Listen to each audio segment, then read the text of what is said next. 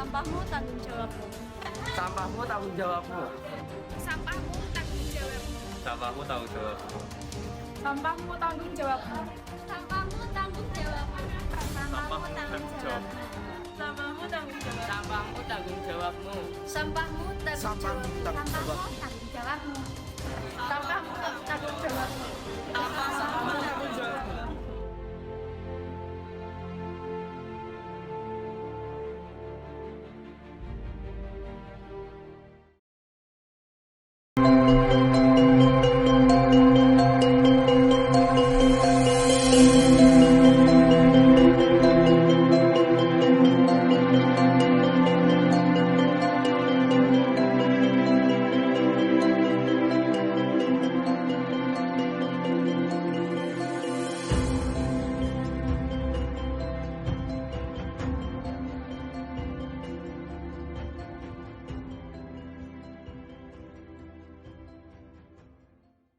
Hai semuanya, kami dari kelompok 5, kelas 10 S1.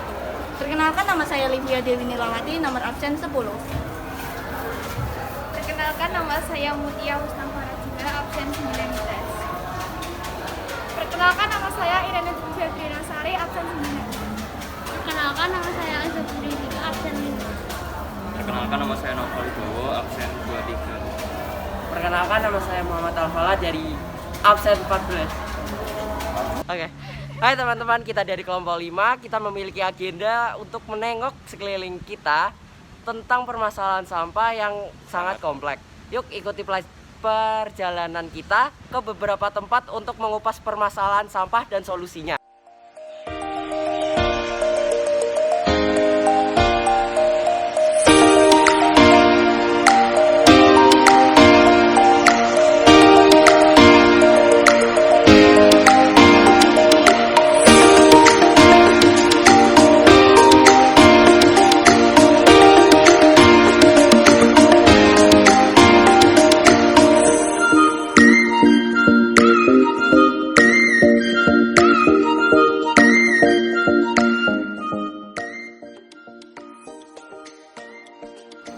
Nah, inilah destinasi pertama kita di TPA Tanjung Rejo. Lokasinya terletak di Desa Tanjung Rejo, Kecamatan Jekulo, yang luasnya 5,6 hektar. TPA Tanjung Rejo ini mulai dibangun pada tahun 1991. Dahulu pada tahun 2016, TPA ini dibangun sangat ideal, yang sangat asri, yang dilengkapi tanaman pohon dan gazebo kolam pengolahan limbah dan pepohonan yang teduh. Namun pada perkembangannya jumlah sampah di Kabupaten Kudus tidak bisa dibendung. Dan selanjutnya kita akan mewawancarai Bapak Bambang selaku Kepala TPA ini. Sebelumnya, boleh kenalan dulu Pak? Boleh. Penjelangan? Nama saya Bambang Potomo. Tahun 91, jadi 89 sudah ada, cuman operasionalnya baru di 91. Jadi mulai operasinya 91? Iya, operasional penuh dengan alat berat, dengan macam-macam di tahun 91. Kalau 89 baru hanya buang-buang saja tanpa penimbunan. Berarti sudah lumayan ya Pak? Sudah cukup Iya, lama. sudah cukup lama dan memang umur ekonomisnya sudah habis. Jadi kan ada batas umur ekonomisnya Mas, masanya. Jadi rentang tahun 91 sampai 2022 ini sekarang 31 tahun ya.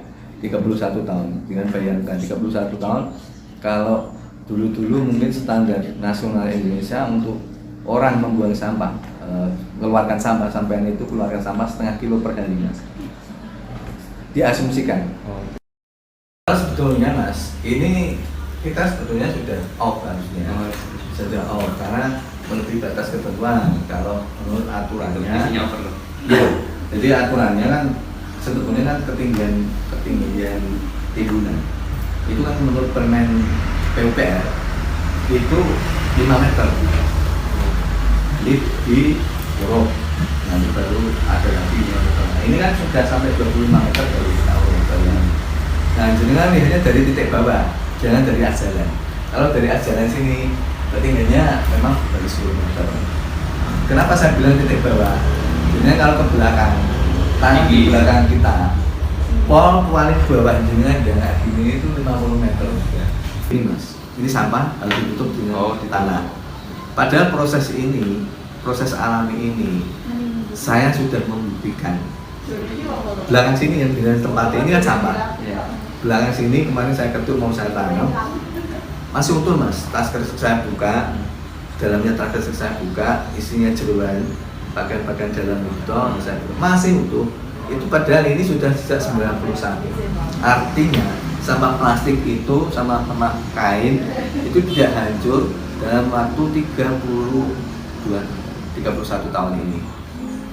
Nah, coba bayangkan kalau TPA-nya tidak ada memproses pengolahan dengan mesin dengan teknologi canggih dengan itu ya akan jadi masalah di masa depan. Nah, mengantisipasi itu kami mengajak semua masyarakat Kudus untuk melakukan pemilahan sampah dari sumbernya. Artinya dari rumahnya masing-masing. Nah, teman-teman jelas bukan kenapa TPA ini menjadi overload di luar perkiraan yang seharusnya bisa mempunyai daya tampung yang lebih lama. Namun kenyataannya baru beberapa tahun sudah sangat di luar batasan. Penyebab menumpuknya sampah adalah perilaku masyarakat yang semakin berlebihan dalam menghasilkan sampah, terutama sampah plastik yang banyak dihasilkan masyarakat. Dan plastik tersebut tidak bisa terurai berpuluh tahun, yang kadang tidak ada pemilihan sampah, sehingga itu memperburuk manajemen sampah.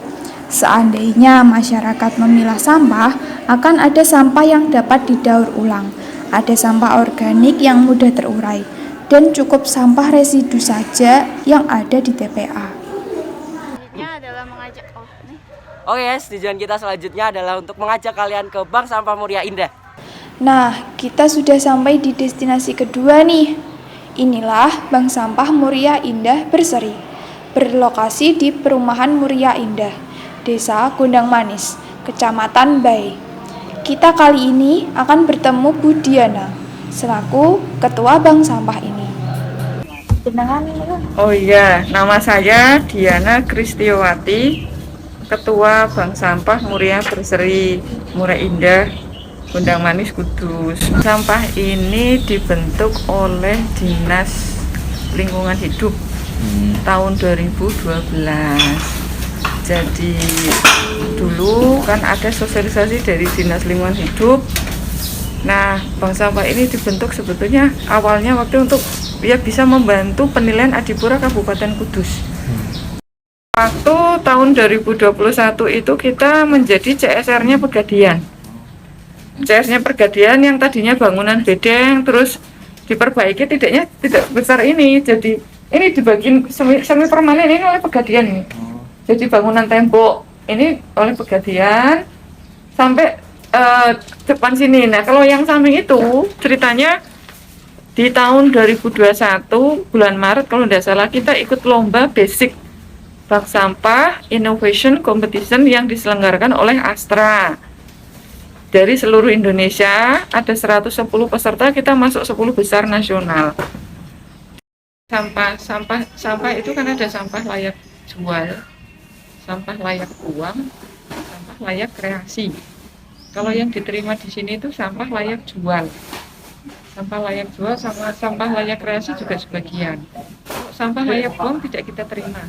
Contoh sampah layak buang apa? Papers ya, kayak papers, terus styrofoam itu kan tidak laku. Memang kita tidak menerima itu. Kayak apa? Karet-karet yang tertentu itu kan tidak laku, kita tidak terima. Kalau sampah layak jual, contohnya ini, contoh sampah layak jual. Layak kreasi itu contohnya kayak bungkus kopi, bisa dikreasikan menjadi tas, contohnya di dalam misalkan itu ada. Itu terus itu contoh sampah layak kreasi, bungkus saset itu, terus ya semuanya bisa dikreasikan. Muria Berseri di Muria Indah ini kan untuk pengelolaan sampah organiknya kita juga sudah kerjasama dengan Jarum. Hanya dari masyarakat itu menuang limbah dapurnya, ada bekas nasi, sisa sayuran itu ke dalam tong-tong yang nantinya tong itu diambil oleh Jarum. terus diolah menjadi pupuk. Nah, kontribusi terus nanti dari jarum ketika dia minta pupuk akan dikasih seperti ini. Nah ini Berarti dari pupuknya. jarum? Iya, itu dari jarum sebagai penghargaan kita mau memilah sampah organik. Untuk harga sampah ini itu kalau harga sampah turun itu tidak mensupport, tidak mendukung kegiatan bank sampah ya. Itu artinya membuat pelaku bank sampah itu semacam pesimis. Kita sudah melakukan pemilahan, dijual ternyata harganya turun. Nah, teman-teman, di balik rumitnya masalah sampah, ada solusi yang bisa dilakukan tiap individu atau secara kolektif dengan melakukan pemilahan sampah dan menyetorkan sampah di bank sampah. Seperti yang Bu Diana jelaskan, dengan pemilihan sampah tersebut, sampah lebih berdaya guna untuk didaur ulang, untuk menjadi sumber bahan baku produk-produk lain. Misalnya, tutup botol yang didaur ulang bisa menjadi bahan baku tatakan menulis. Hal itu disebut circular economy, yaitu ekonomi yang menjaga sumber daya dapat dipakai selama mungkin, yang memulihkan produk dan bahan untuk diolah kembali.